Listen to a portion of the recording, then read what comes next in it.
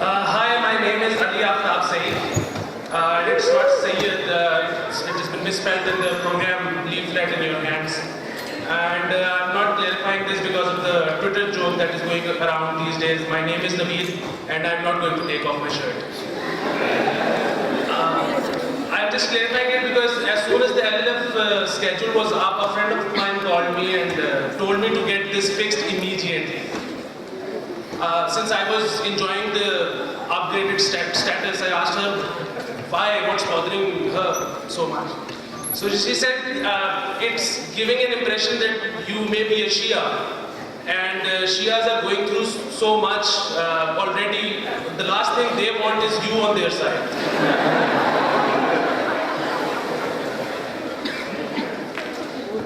Hello and welcome to the session titled The Making of Political Satire. Everyone knows it takes a lot of courage to be funny, especially when the political reality you have is a dark one. We are lucky to be with someone who has pushed the boundaries of satire in difficult times. She is a phenomenal publisher and editor of the Friday Times, winner of International Press Freedom Award, and some of you may remember her from her witty columns of imaginary conversations between two world-level leaders, Bush and Bush. Our remarkable woman that I also have, they're also fortunate to call her a friend, Jugnu Mohsin.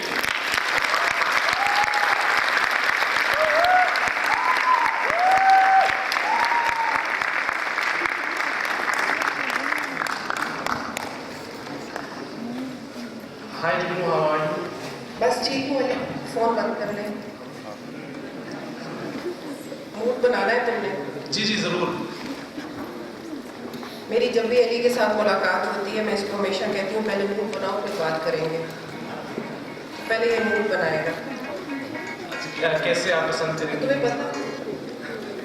एक छोटी सी ये चीज़ गाता है, बड़ी खूबसूरत गाता है और मैं इसके साथ हम करती हूँ और फिर हम अपनी बातें शुरू करते हैं। He's going to produce my program also. We've done some other programs together.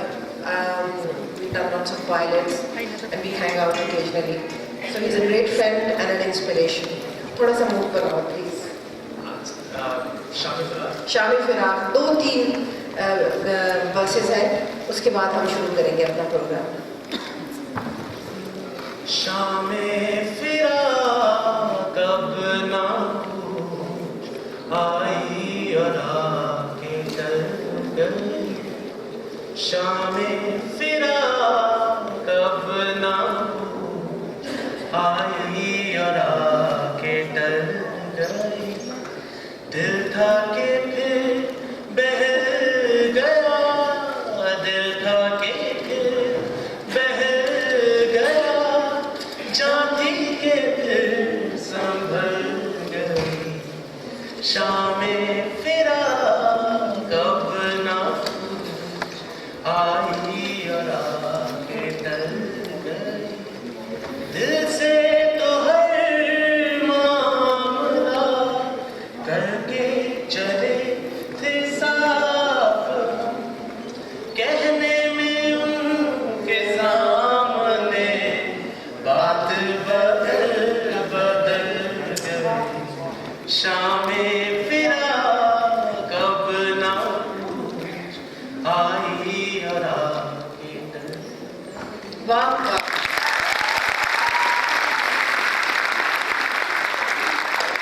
आपका भी मूड बन गया। Achha, Jugnu, so let's start with the concept of political satire at its most basic level. What is satire? Satire is speaking the truth to power. Satire is pushing the boundaries of criticism and getting those who are powerful, high and mighty to not take themselves too seriously, to laugh about things, to understand that criticism is well meant, and to give a lighter touch to politics, to the analysis of politics, to the commentary on current affairs. So satire is many, many things, but principally it is to knock down those who are all-powerful, who consider themselves infallible, who consider themselves great authorities, and to just hold up the mirror and say, we're all human, let's just take a breath, step back, and look at things in a humorous way, laugh at each other. That's the basic point. So how far back in the history can we trace the examples of satire? I think the history of satire is as old as civilization itself. People have noticed that there's graffiti in the caves. There's been, in prehistory also, there has been comments. Wherever you found encryptions which have been translated, there's been commentary, there's been jokes have been around forever and ever. So as long as human history goes back, I think the history of satire, humor goes back to that as well. And as long as far back as I think political organization goes back, as far back as government goes, you find that there are criticisms of it, and you find that there is so much in criticism that is sometimes humorous, the lighter touch. So it's a very old tradition in human history. It's a universal thing across cultures, across the world. And what is our tradition of satire? Our tradition of satire, I'm not aware of the pre-partition tradition, I haven't looked at that, but I think that post-Pakistan, there has been a lot of protest against authoritarianism, dictatorship, and much of that has also been funneled into jokes and funneled into columns that were written in the Urdu press, written in the English press. और जो लोग protest करते थे सड़कों पे और जो नारे लगाते थे, उनके अंदर भी सैटायर होता था. आपको तो याद है कि जिस किस्म के नारे अयूब खान के खिलाफ लगते थे, फिर भुट्टो साहब के बारे में लगते थे, फिर उसके बाद ज़ियाउल हक के ज़माने में. वो एक और सेशन होगा इंशाल्लाह कल, उसके अंदर humour as a subversive element in society. तो उस तरह तो पाकिस्तान के बनने के बाद satire has been very much part of the intellectual tradition in this country. You launched Friday Times in the 80s. In 1989, yes. 89. Yes. So share with us the journey of Friday Times. The Friday Times' journey is a bigger story. It's a comprehensive journey in politics and resistance, in truth-telling, in suffering, in vindication. But as far as the satire is concerned, that basically began on the back page of the Friday Times.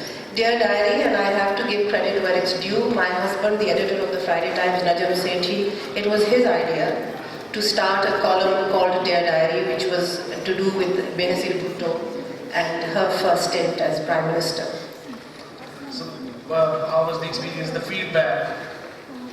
Well, it's always difficult for the powerful to take criticism in their stride, to understand that this is well meant, and that it's not necessarily to demolish them. But it's only very important people about whom commentary like this is written.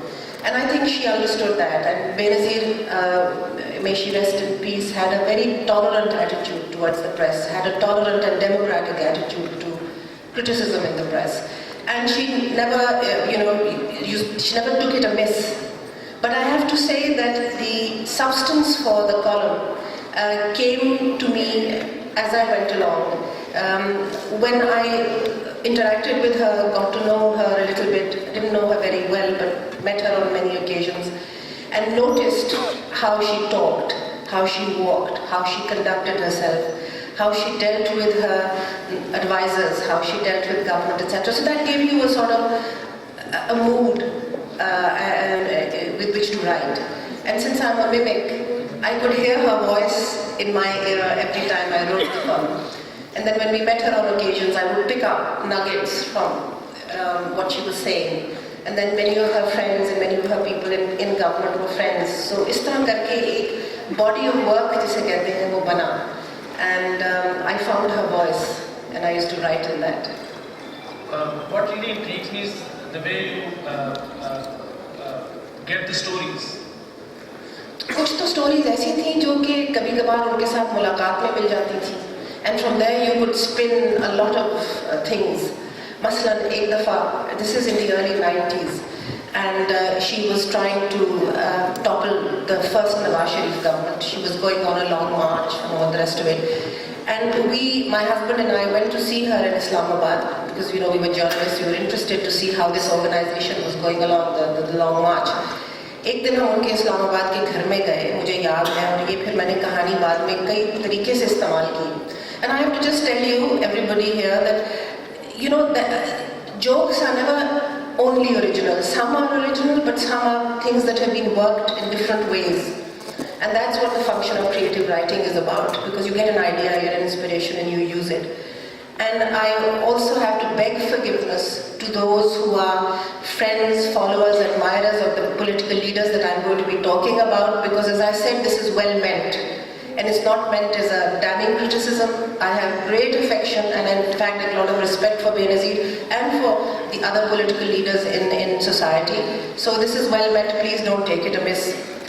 तो हम उनके घर गए, तो मोहतरमा वहाँ तशरीफ फरमा थी, उनके बहुत से स्टॉलवर्ड्स उनके साथ पीछे खड़े थे. नजम और मैं कमरे में आए तो हमें कहने लगी, एक सोफे पे बैठी थी, सोफा खाली था, सारे स्टॉलवर्ड्स पीछे खड़े थे सिर्फ हाथ बांध के. तो हमें कहने लगी, come and sit here, Najam, come and sit here, Jugnu, come and sit here, have some fruits, have some chocolates from the German ambassador, come and sit down. उस तरह करके वो बात अपनी और चलती रहती थी उनकी बात. She didn't allow interruptions until she wanted you to say something. तो फिर कहने लगी कि look at me, I want an appointment with the American ambassador. I want to go and tell him that Nawaz is not doing well at all. He needs to go. And I want to go and see him, but he won't give me the time of day. He won't give me an appointment. What am I to do? Najam, what do you think?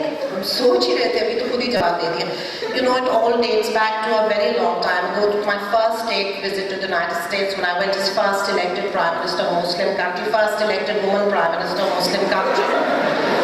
So I went to the United States and we were there in DC and I was at the Grand Rahat or whatever, this great, the Four Seasons I think it was it the Four Seasons bash? Was it the Four Seasons? Yes.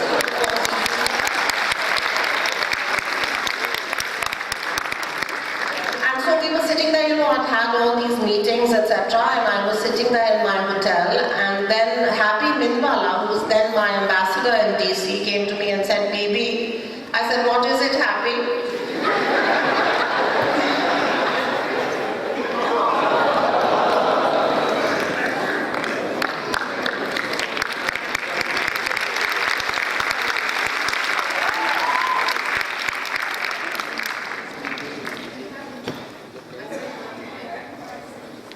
I mean, I'm a loud mouth, but not such a loud mouth. I can't. The mic, there it is. Can we have the graphic of BB at the back, please? USB lady. अच्छा, तो वो फिर कहती हैं कि happy. So he said, "BB, I just 1 minute." So she said, "What is it, Happy?" She said, "BB, the governor of Arkansas and his wife are standing in the lobby downstairs and they're great fans and admirers of yours. They just want 1 minute with you and a photo opportunity. Maybe it will take 2 seconds, 2 minutes." Happy, I'm first woman elected Prime Minister of a Muslim country, daughter of Prime Minister Saeed Bhutto, granddaughter of Prime Minister Sir Shahnawaz Bhutto, Prime Minister of Junagadh State, who's Governor Arkansas.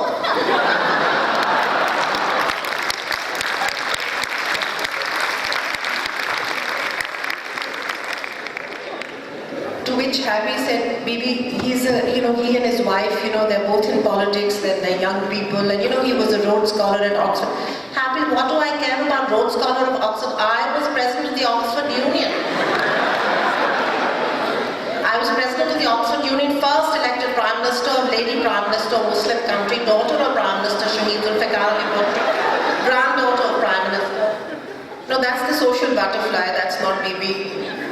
Oh no, that's not BB either. So anyway, as it happened, BB did not have the time for the governor of Arkansas and his wife.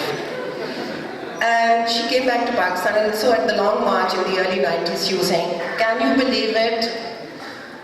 Can you just believe it? The American ambassador doesn't have the time to see me, and it's all Happy's fault. Happy should have known that Governor Arkansas would become Bill Clinton, President of the United States of America."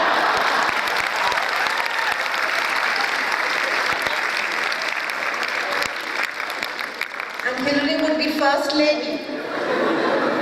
I mean, if I had met them then, let's get on.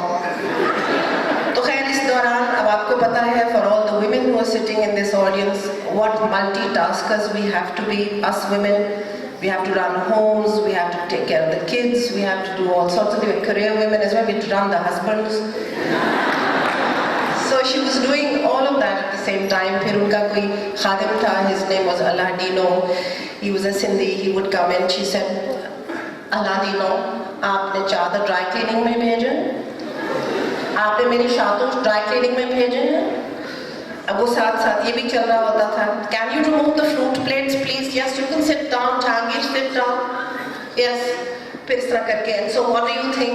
तो इस तरह मवाद बहुत मिलता था in our conversations with her, in meetings with her, and then one would spin it, for all it was worth. Okay, so it has been a long journey for Nawaz Sharif. He's quite lenient now towards the journalists writing against him. But how did you get away with Ittifaq Nama in his first tenure? We didn't. We didn't at all get away with it. Mia Sahib didn't have a sense of humor back then. So we began writing the Ittifaq Nama, and the odd thing is that I had a mole in Mia Sahib's then secretariat who was very, very close to him. अच्छा इसमें moles का बहुत हाथ होता है, बहुत function, because the moles leak stories to you and they tell you inside things that nobody else knows, right? And then of course they can't go on the record with it, so you can't use it as a story, so you just have to write about it. So we had a mole right there in Mia Sahib's secretariat, right at his right hand. He's now a very famous man, and I'm not going to take his name. And he would supply the material for the first few Ittifaq Namas. And I thought to myself, how am I going to write it? So Najam and I talked about it. How am I going to find his voice? Because satire, this is very important, finding the voice. And I used to think, I speak Punjabi, that's my first language. So I thought I'm going to think in Punjabi and write in English. And that's how the Ittifaq Nama was born. So ran into Mia Sahib once somewhere in the early 90s when he was his first stint in power, and he said to me, "Peda ja column hai, ki lod hai? Si pade likhe log hai ho, chhad."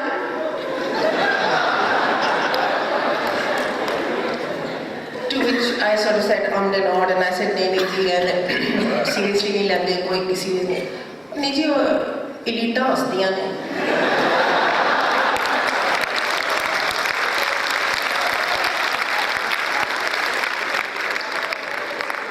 Anyway, and then, we must have stepped the line, we must have crossed a red line, because in 1999, early one morning, very early one morning, 2:30 in the morning, several armed men broke into our home, beat up Najam and myself, arrested Najam, took him away. We discovered that, he'd been taken off by some intelligence agency and the Punjab police. Anyway, he was in prison for a month after that. And I waged a battle to get him out because, the freedom of the press had been violated, our home had been violated, etc. So it was clear that the government was not happy with what the Friday Times was doing and what the editor and I were doing. Anyway, so I waged this relentless battle to free my husband and to claim that the freedom of the speech of the press was a sacred thing that had to be fought for, right? So then I heard again this mole who was by then underground in Mia Sahib's secretariat. He said to me that he said to the late Attorney General Chaudhry Farooq, his name was, he said, "Badi galti ho gayi. Chaudhry Sahib asa galat bande nu arrest kita. करना चाहिए सी सेठी की कुड़ी को सेठी बेचारा भी 2 दिन सुख का साह ले लेंदा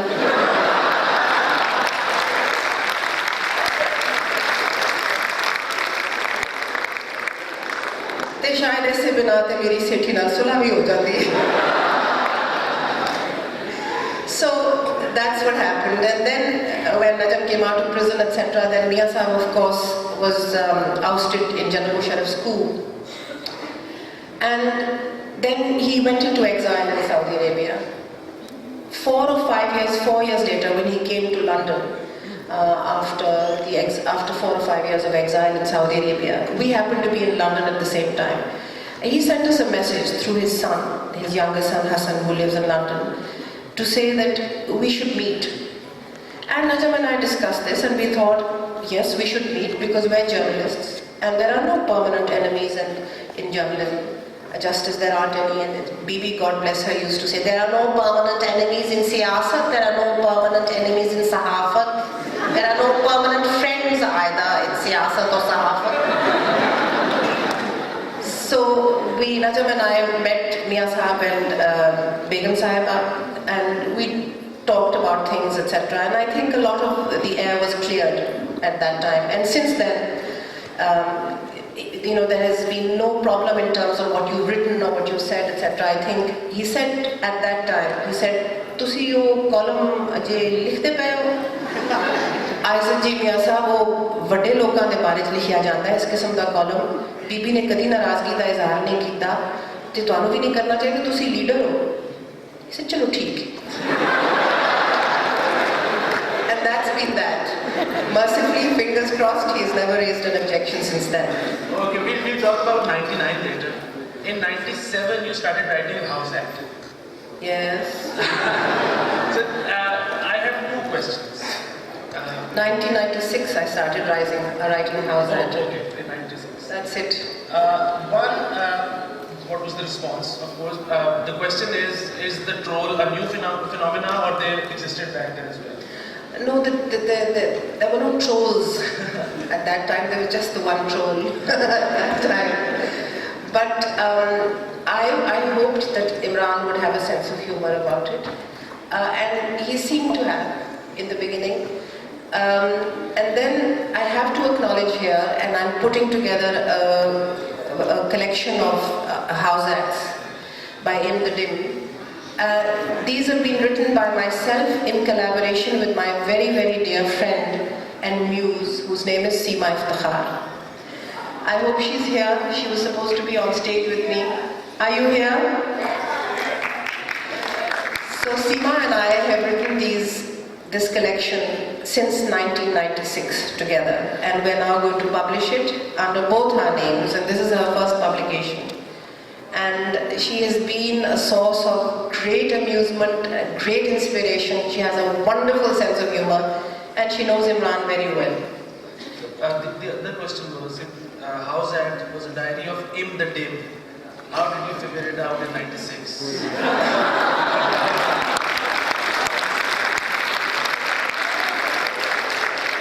यार अली तुमने मरना मुझे ना साथ मार देना तो anyway it was pretty obvious even back then, but I remember a time when this is 1997. We'd been writing it for about 6 or 8 months, and Princess Diana came to Lahore. And Imran and Jemima invited Najam and me to dinner to their house, which was very gracious of them. We went. As we walked into the house, he said to me, "यार देखो मेरी बात सुनो, ये मैंने तुम्हें बुलाया इसलिए कि ये तुम खत्म कर दो ये house act."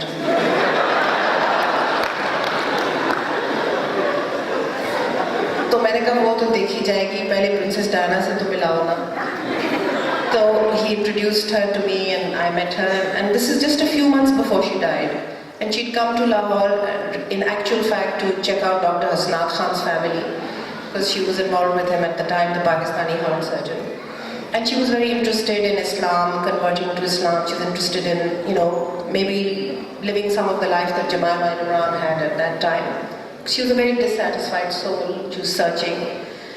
And she was very nice to talk to, but you pick up the voices, and there were some fairy lights in the house. Choti si wo mirchein lagi thi, celebratory lights lagi hoti hain. So she and I were standing under a tree with some fairy lights. So I said, how nice that looks, and how nice it is to see you here in Lahore.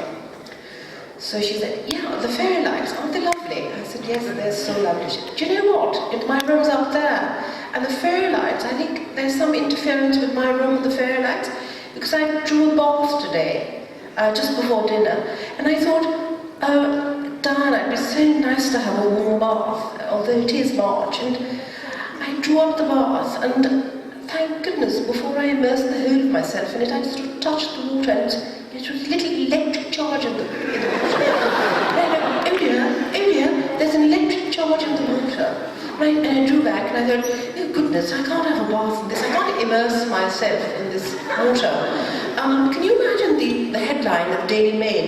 Lady Diana, Princess Diana, electrocuted in Imran Khan's bathroom.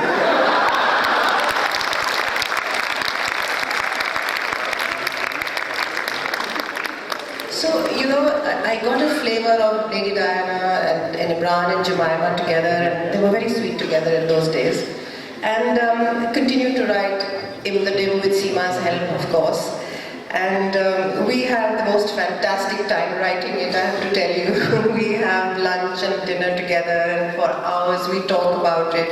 Then she gets fed up, and she says to me, "Hon mere kol hor nahi honda, main challi aa kar."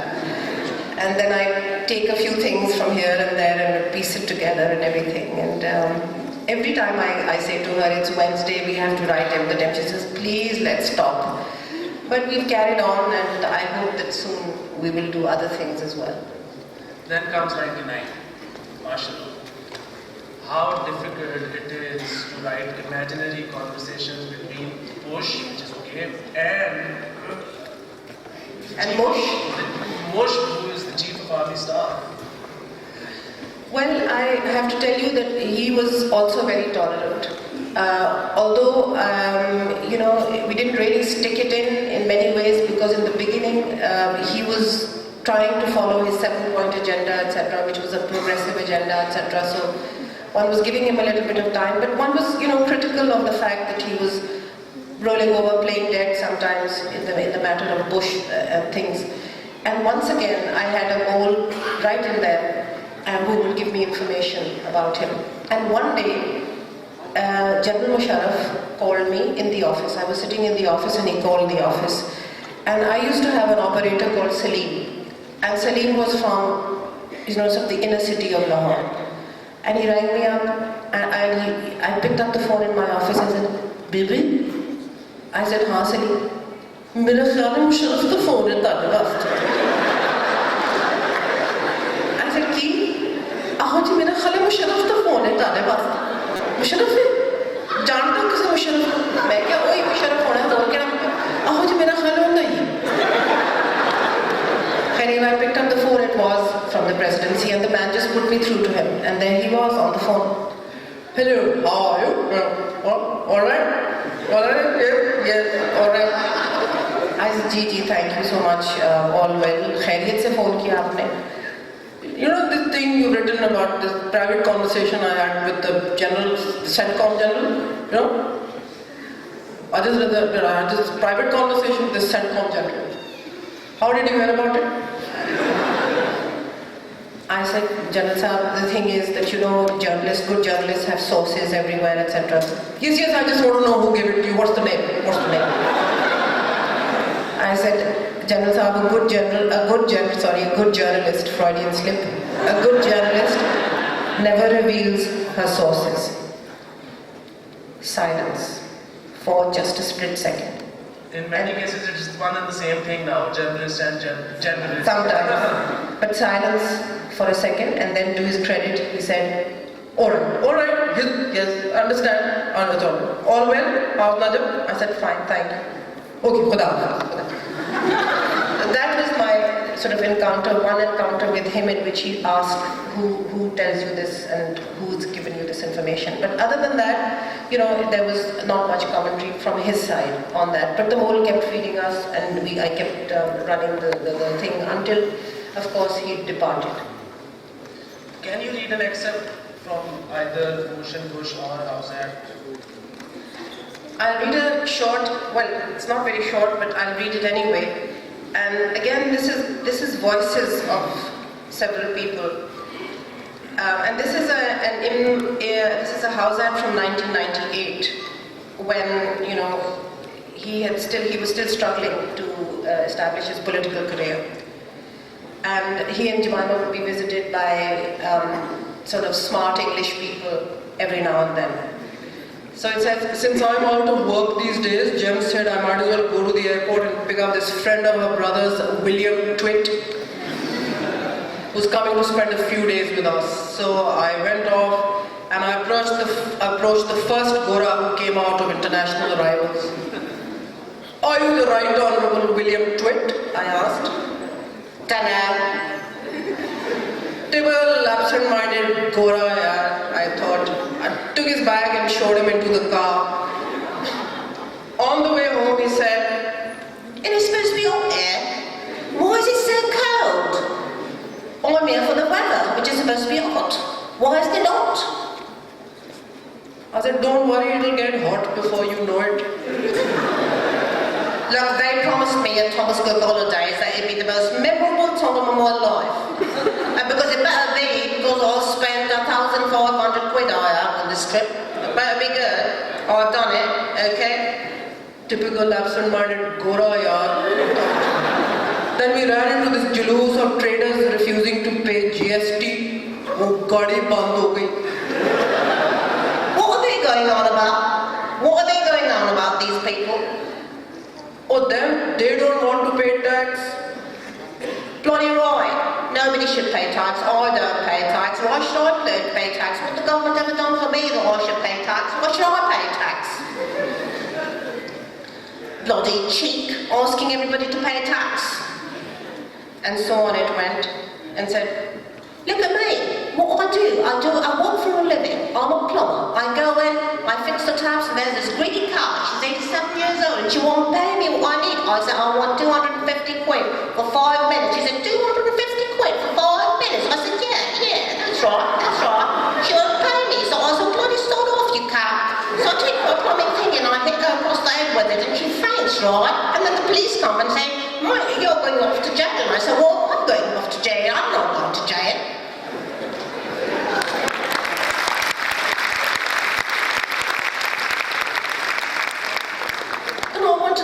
When I got out of jail, I went to the pub, and the partner says to me, "Listen, mate, you've got to pay tax." And I said, "Well, I'm going to pay tax." He said, "Taxes run hospitals." So I said, "Taxes run hospitals? What have hospitals ever done for me? Why should I pay tax?" Anyway, I thought, yaar, pagal Gora hai, isko leke ghar to chale. So as they were going out to the departure and got into the car, driving into the house, he says, "So look, what I did was, I took my savings out of my piggy bank and I said, let's go and have a holiday in a warm, nice place. India, yeah. This is India, isn't it?" Bloody Twitt, yeah. So I'm ghar pahuncha to वहाँ Jumama khadi hai and Jemima says, "This isn't William. Where's William?"